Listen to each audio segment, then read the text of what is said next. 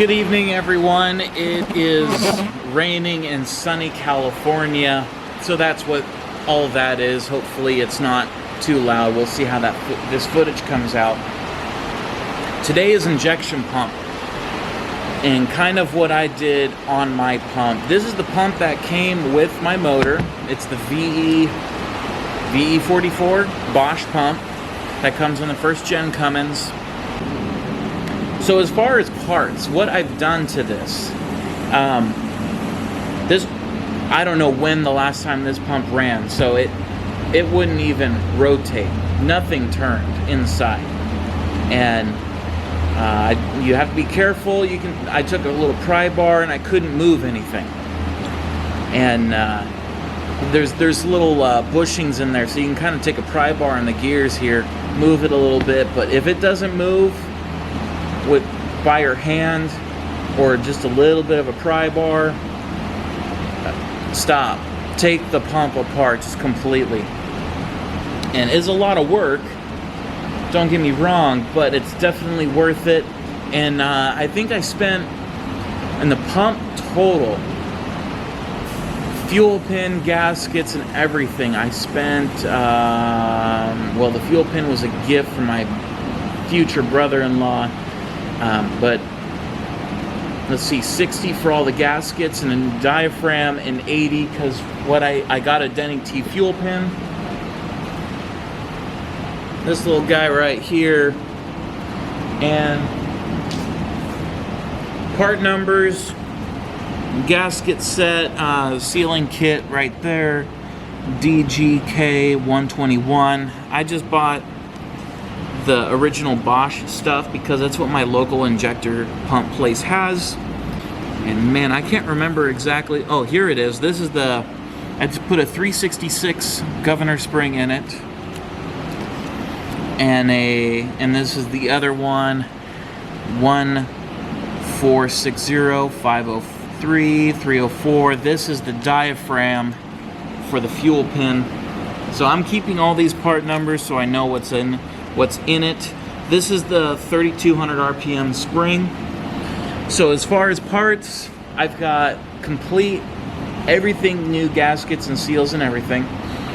And I did a 3200 RPM spring, more power there, and it's gonna run like a newer diesel. And then I did the Denny T fuel pin, that one right here. And so what I did is I just lined it up with the original dot on the top. So, and I looked, and it's scraping right here on the push pin, scraping right in the middle, so I know I've got it pretty well lined up. So for me, taking this pump apart, nothing would come apart. And so I took stuff apart as much as I could, got all the seals out of it that I could. I got lost a few times, so a couple of videos, and I'm not going to go in depth. And if you want me to do an in-depth video, I've got another pump sitting back there. This one's the first gen, so non-intercooled, so a little bit more fuel in the back. But I've got another intercooled VE pump. So if there is people who want to see an in-depth gone through, I mean, shoot, I'll go through one and show you what I did, and put that one on the shelf for someday. But as far as that, there's so many videos out there, so if people don't want that, then I'm not going to waste my time. But as I took this apart, with our new diesel that we have these days, everything just stuck. And I've seen that a lot with tractors and things, where people pull a tractor out of a boneyard to something they've had sitting in the back for 15 years. They try to start it, and then they strip the input shaft in, and so then that just causes big problems, more expensive. So I wasn't even going to deal with that. I wasn't even going to try. I just stripped the whole thing apart. I'd say I probably put about 10 hours into it. My local shop, they was like, hey, we can build you one for about $1,000. It's like, it's a personal project, I can't afford that. If it was one of my customers, we'd take in pumps to them all the time, but this one is a personal project, so I just can't afford that. So I took it apart as much as I could, put all the seals, kind of organized, and I just chem dip I really used up the Ken dip on this one. And so everything's smooth, runs smooth inside.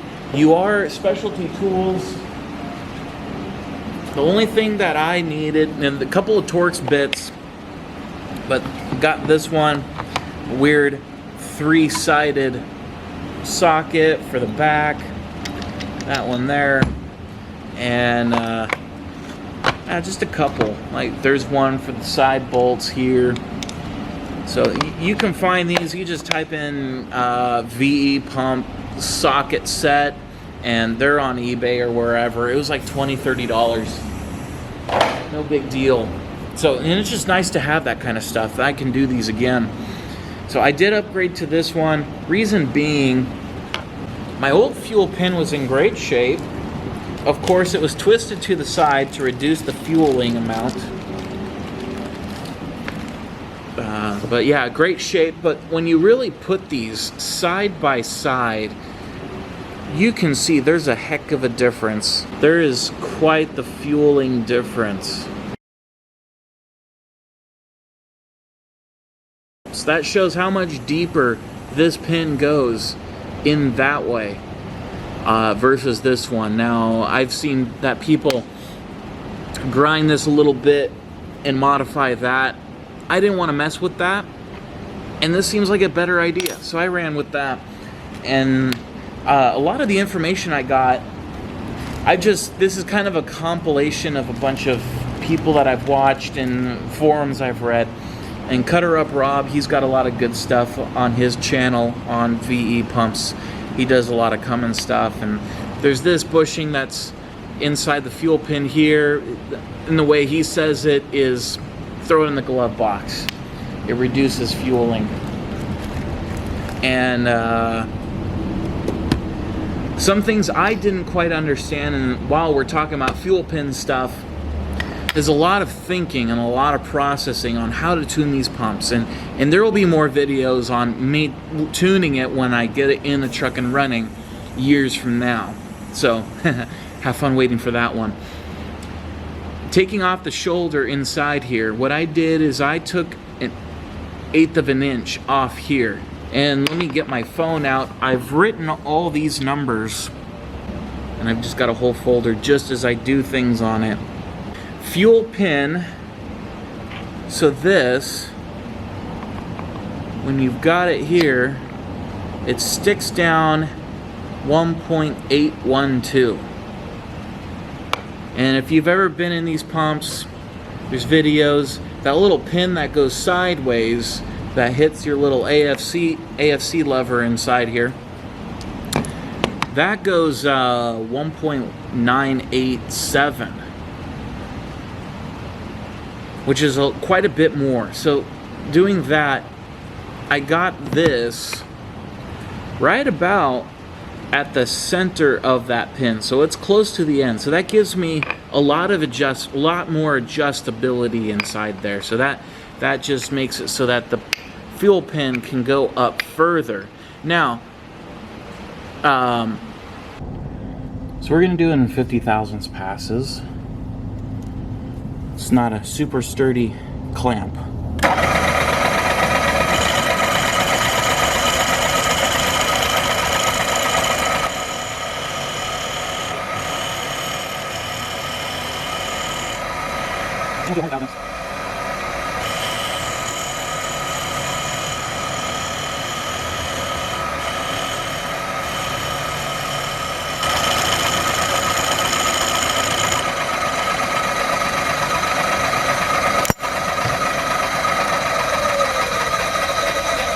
And that's all there is to it.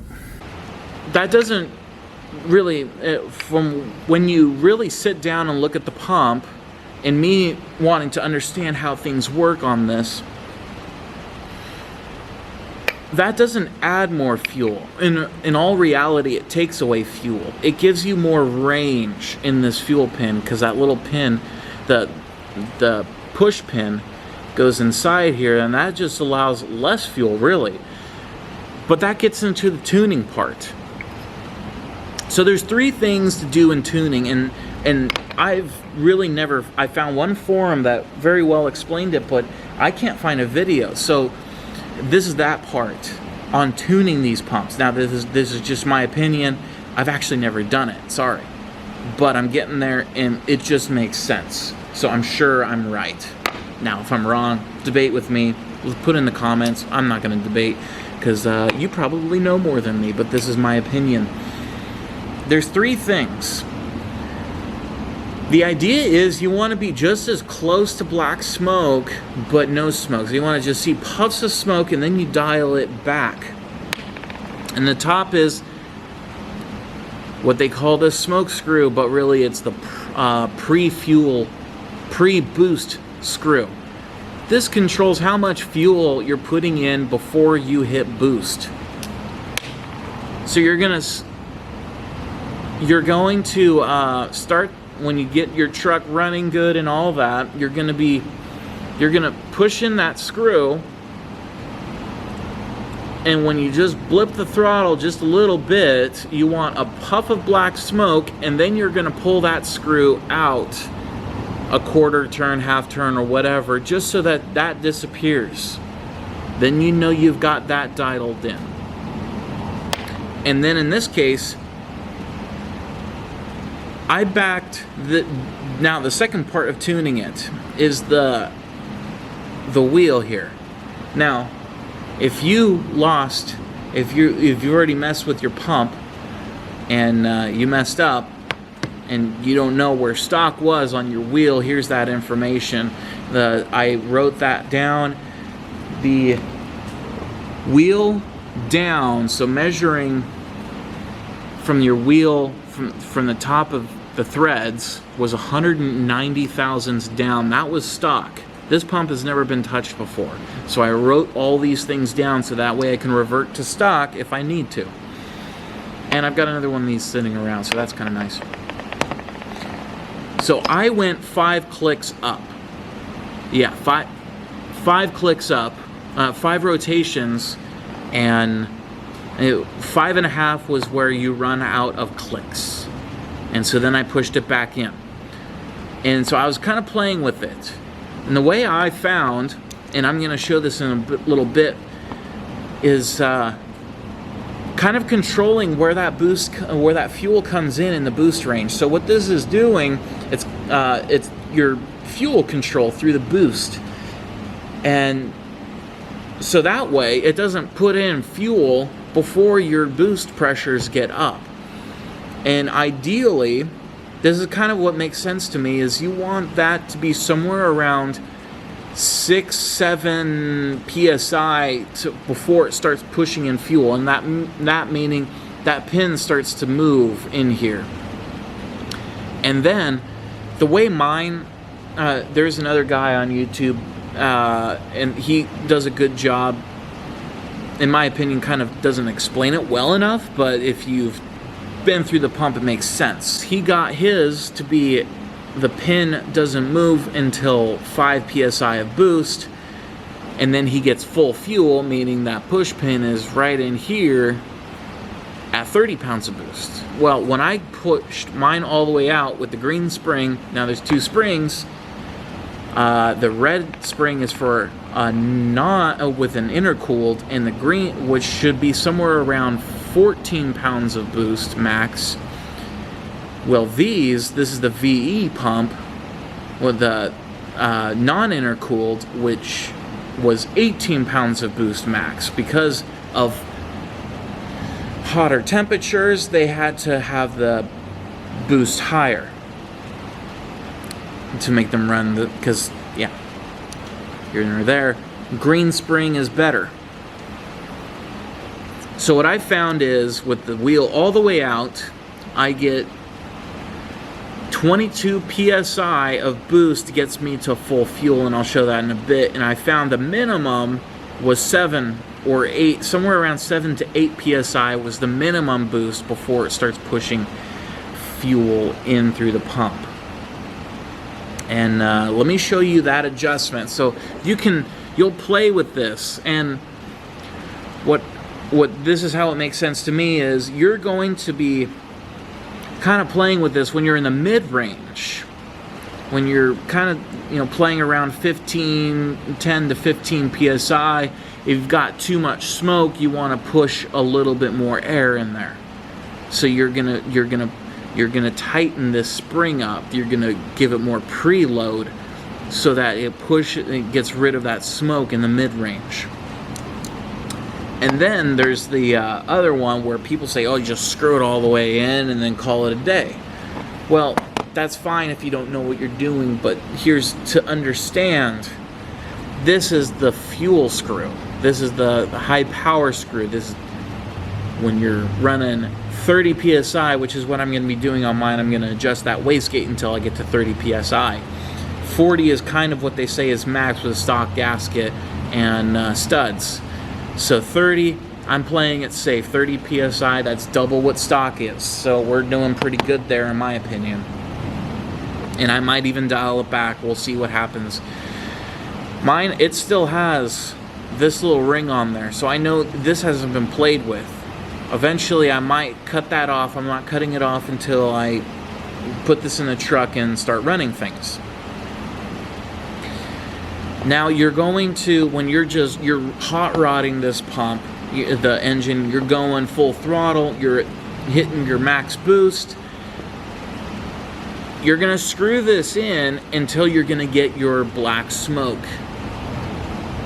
And then once you got that black smoke, dial it out just a little bit and keep playing with it until that smoke disappears. And once you've got that, you're dialed in and you're gonna have the full power.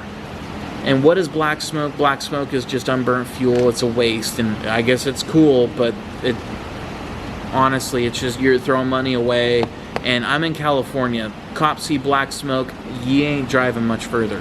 3 things to control on this, and I'm sure it's gonna be fun figuring all that out, but trying to set up a baseline, what I think is gonna work good right off the bat, and then we'll be playing with it once it's in the truck. So I'm just gonna show the AFC tuning and kind of what I did to play with that.